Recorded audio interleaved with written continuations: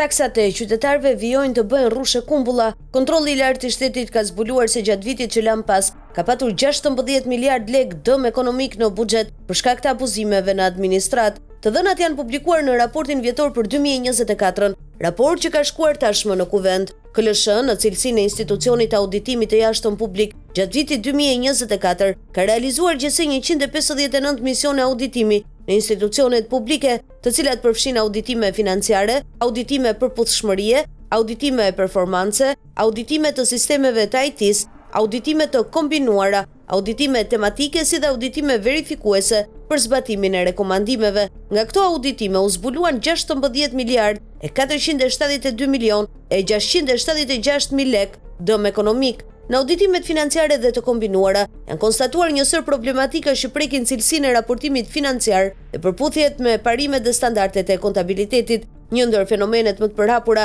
lidhet me keq klasifikimin e shpenzimeve dhe të ardhurave, shkaqon në deformimin e pasqyrës financiare të institucioneve dhe cënon besueshmërinë e tyre.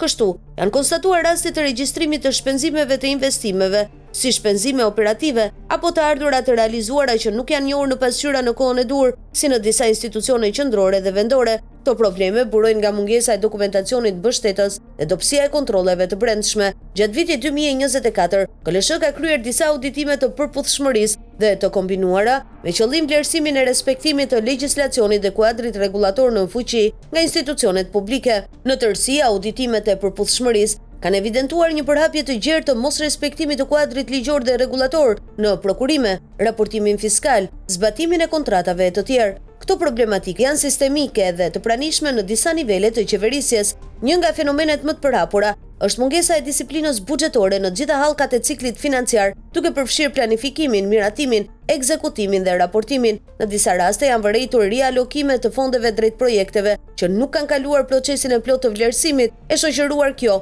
edhe me përdorim jo efikas të fondeve në dispozicion. Janë konstatuar mangësi në planifikimin buxhetor, bazuar në vonesat dhe pasaktësitë në përgatitjen e kërkesave buxhetore nga ministritë e linjës, duke dorëzuar dokumentacion jo të plotë dhe kërkesa shtesë për 8 avaneve të miratuara, për të cilat KLSH rekomandoi forcimin e disiplinës buxhetore dhe respektimin strikt të afateve, formateve dhe argumentimit të projekteve të reja, gjatë hartimit të projekt buxhetit vjetor dhe atij afatmesëm. Shkelje të përsëritura janë konstatuar në drejtim të respektimit të afateve ligjore, të regjistrimit të urdhrave të prokurimit dhe të likuidimit të faturave. Ky fenomen është përhapur në mënyrë të gjerë në njësitë e vetëqeverisjes vendore, por është i pranishëm edhe në institucionet qendrore dhe shoqëritë publike, në fushën e administrimit të kontratave të partneritetit publik-privat, PPP dhe koncesioneve. Janë konstatuar shkelje të kritereve të financimit, mangësi në monitorim dhe në vlerësimin e efekteve buxhetore afatgjata. Në disa raste është vijuar me pagesa për shërbime që nuk janë kryer ose që janë kryer në vëllime më të ulta se projeksioni. Fenomene të tilla janë vërejtur në kontrata të rëndësishme në fushën e shëndetësisë, ku raportimi i shpenzimeve ka tejkaluar buxhetet e miratuara dhe detyrimet janë likuiduar në kundërshtime për mbajtjen kontraktore, përfshirë edhe të TVSH-n. Auditimet e realizuara gjatë vitit 2024 konstatuan problematika në fushën e prokurimeve, të përhapura në institucionet administratës qendrore dhe vendore, universitete, spitale dhe ndërmarrje publike.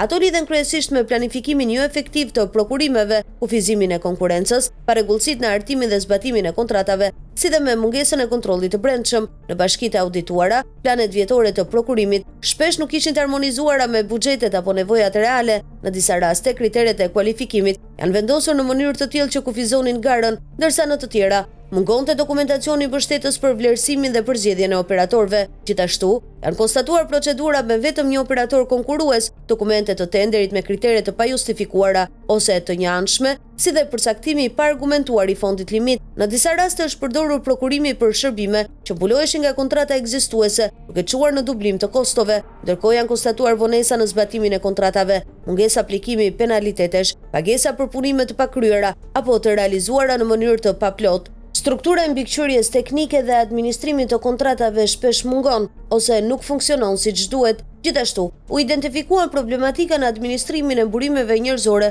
në institucione të ndryshme publike. Një nga gjetjet më të përsëritura lidhej me largimet e padrejta nga puna dhe mungesën e dokumentacionit mbështetës për vendimarrjet përkatëse. Janë evidentuar raste kur largimi nga puna është bërë në kundërshtim me kodin e punës dhe ligjet specifike të shërbimit civil, pa një proces të rregull disiplinor apo pa dhënë mundësi për ankimim. Këto praktika kanë sjellë kosto shtesë në buxhetin e shtetit për vendimin e gjyqfituesve.